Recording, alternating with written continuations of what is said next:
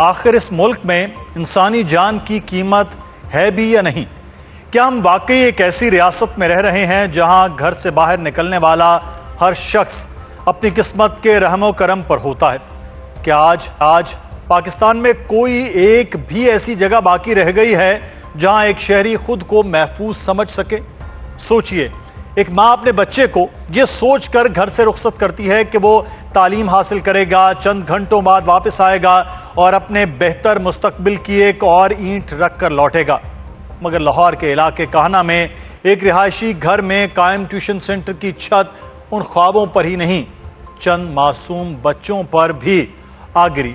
اس دلخراش سانے میں 14 بچے شہید اور 6 زخمی ہوئے، اور افسوس کی بات یہ ہے کہ کاہنہ کا زخم ابھی تازہ ہی تھا کہ ننھے بچوں کی قبروں کی مٹی بھی پوری طرح خشک نہیں ہوئی کہ لاہور ہی کے علاقے باغبان پورہ سے ایک اور افسوسناک خبر آ گئی۔ ایک سکول کی دیوار گر گئی جس کے نتیجے میں ایک بچہ شہید جبکہ 5 بچے زخمی ہو گئے۔ آخر لاہور میں چند ہی دنوں کے اندر تعلیمی اداروں سے وابستہ 2 خوفناک سانحات کیوں پیش آئے؟ ان عمارتوں کی حالت کس نے چیک کرنی تھی؟ ان کے حفاظتی معیار کا ذمہ دار کون تھا؟ اور اگر سب کچھ قانون کے مطابق تھا تو پھر یہ بچے ملبے تلے کیوں دبے؟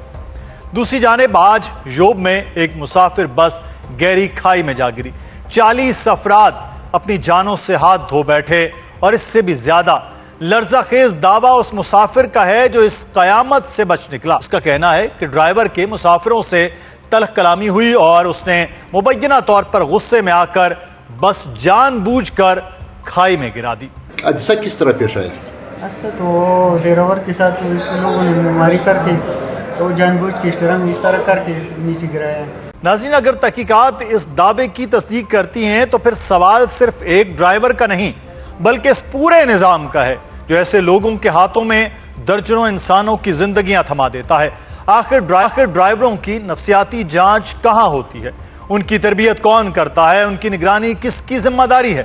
ادھر سوات کی خوبصورت سیف اللہ جھیل، وہ مقام جہاں لوگ سکون، خوشی اور یادیں بنانے جاتے ہیں، مگر وہی جھیل ایک ہی خاندان کے 6 افراد کی قبر بن گئی۔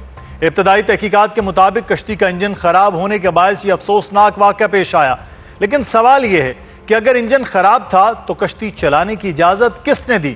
حفاظتی جیکٹس کہاں تھیں؟ ریسکیو کا نظام کہاں تھا؟ کیا تفریحی مقامات صرف ٹکٹ لینے کے لیے ہوتے ہیں یا وہاں انسانی جان کی حفاظت بھی کسی کی ذمہ داری ہے؟ اور یہ صرف انہی چند واقعات کی بات نہیں۔ ابھی کچھ عرصہ پہلے ڈیرہ غازی خان میں ایک سکول کی چھت گرنے سے 4 بچے شہید ہو گئے۔ دوسری طرف روزانہ کہیں نہ کہیں کھلے گٹروں، بغیر ڈھکن والے مین ہول، خستہ حال سڑکیں، ٹوٹے ہوئے پلوں اور بجلی کے ننگے تاروں کی وجہ سے لوگ اپنی جانیں گنوا رہے ہیں۔ کوئی بچہ اسکول جاتے ہوئے گٹر میں گر جاتا ہے، کوئی مزدور کھلے مین ہول کا شکار ہو جاتا ہے، کوئی راہگیر ناقص انفراسٹرکچر کی بھینٹ چڑھ جاتا ہے، مگر چند گھنٹوں کی سرخیاں، چند تعزیتی بیانات اور ایک تحقیقاتی کمیٹی کے اعلان کے بعد سب کچھ خاموش ہو جاتا ہے اگلے حادثے تک۔ سوال یہ ہے کہ آخر یہ کب تک؟ آخر ہر سانے کے بعد ایک ہی جملہ کیوں سننے کو ملتا ہے کہ تحقیقات کا حکم دے دیا گیا ہے؟ یہ تحقیقات آخر کہاں جا کر دفن ہو جاتی ہیں؟ کتنے سرکاری افسران کو واقعی سزا ملی ہے؟ کتنے مالکان گرفتار ہوئے ہیں؟ کتنے ادارے بند ہوئے ہیں؟ کتنے لائسنس منسوخ ہوئے ہیں؟ اور کتنے متاثرہ خاندانوں کو انصاف ملا ہے؟ ہم نے حادثات کو قسمت کا نام دے کر ناظرین اپنی ذمہ داریاں ختم کر دی ہیں، حالانکہ دنیا بھر میں ایسے واقعات کو حادثہ نہیں بلکہ سسٹم کی ناکامی کہا جاتا ہے، کیونکہ چھتیں خود نہیں گرتی، انہیں ناقص تعمیر گراتی ہے۔ بسیں خود کھائی میں نہیں گرتی، انہیں ناقص نگرانی اور بد انتظامی گراتی ہے۔ کشتیاں خود نہیں ڈوبتی، انہیں حفاظتی اصولوں سے انحراف ڈبوتا ہے۔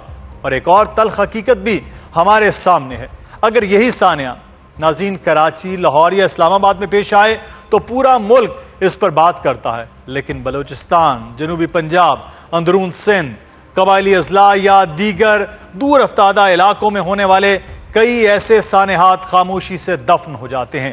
نہ پرائم ٹائم مباحثے ہوتے ہیں، نہ مسلسل فالو اپ سٹوریز، نہ ذمہ داروں کا تعین۔ کیا دور دراز کے علاقوں میں رہنے والوں کی جان کم قیمتی ہے؟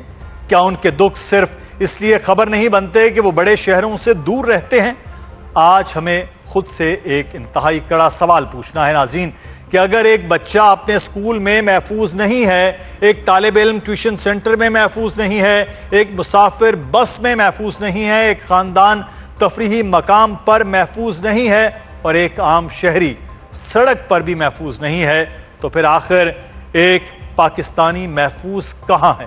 یہ صرف حادثات نہیں، یہ اس نظام پر فرد جو ہر سہنے کے بعد جاگتا ہے اور چند دن بعد پھر سو جاتا ہے۔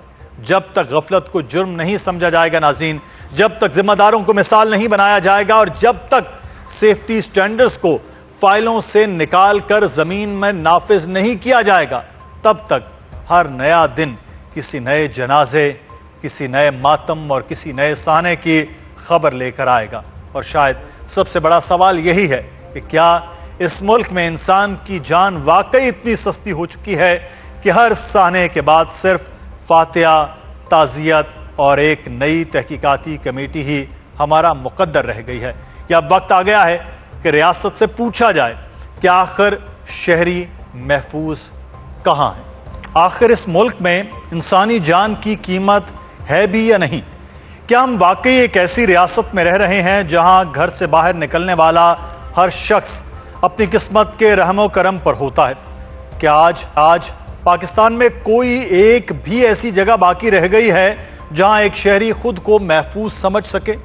سوچئے، ایک ماں اپنے بچے کو یہ سوچ کر گھر سے رخصت کرتی ہے کہ وہ تعلیم حاصل کرے گا، چند گھنٹوں بعد واپس آئے گا اور اپنے بہتر مستقبل کی ایک اور اینٹ رکھ کر لوٹے گا، مگر لاہور کے علاقے کاہنہ میں ایک رہائشی گھر میں قائم ٹیوشن سینٹر کی چھت ان خوابوں پر ہی نہیں، چند معصوم بچوں پر بھی آ گری۔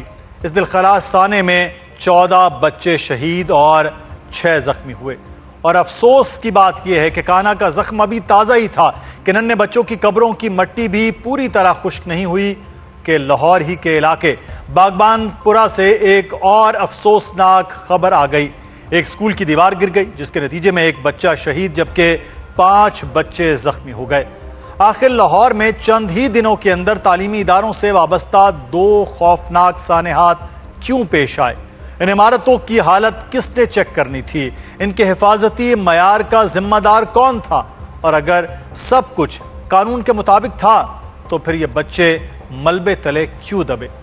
دوسری جانب آج یوب میں ایک مسافر بس گہری کھائی میں جا گری، 40 افراد اپنی جانوں سے ہاتھ دھو بیٹھے، اور اس سے بھی زیادہ لرزہ خیز دعویٰ اس مسافر کا ہے جو اس قیامت سے بچ نکلا۔